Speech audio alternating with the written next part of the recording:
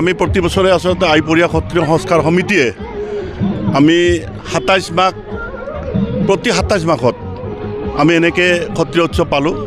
এটাই কাৰণ আমি পূৰ্বতে অনাৰ্যৰ পৰা আৰ্যৰ এটা সত্ৰীয় আন্দোলন হৈছিল।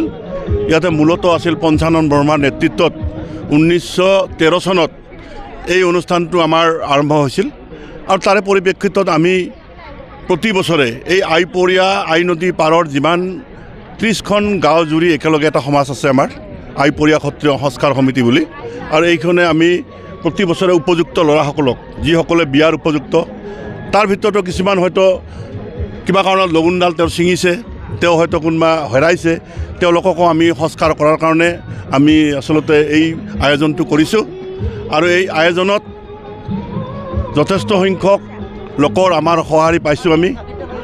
আচলতে আমাৰ এইটো পূৰ্ব দিনৰ পৰাই চলি অহা আৰু আমাৰ যিবোৰ আই মাতৃসকলৰ দিনৰ আগৰ পৰা এই চলি থকা এটা পৰ্ব।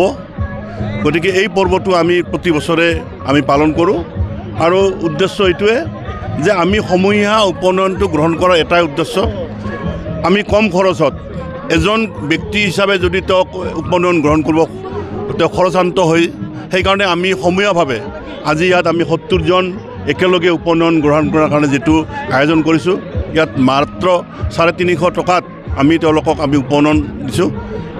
আমাৰ বিবাহৰ উপযুক্ত ল'ৰাসকল ইয়াত মানে উপনয়ন গ্ৰহণ কৰিছে, তেওঁলোকৰ বিয়াৰ সময়ত কোনো অসুবিধা নহয়। আৰু সমাজৰ এটা নিয়ম আছে যে উপনয়ন নহ'লে তেওঁ যদি লগুণডাল নলয় তেওঁৰ সমাজে তেওঁৰ পৰা বঞ্চিত হ'ব, তেওঁ আমাৰ বিবাহ বাৰুত তেওঁক অংশগ্ৰহণ নকৰিব সমাজে। সেইকাৰণে আমি উপনয়ন ব্যৱস্থা কৰিছোঁ সমূহীয়া। এইখিনিয়ে আমাৰ উদ্দেশ্য।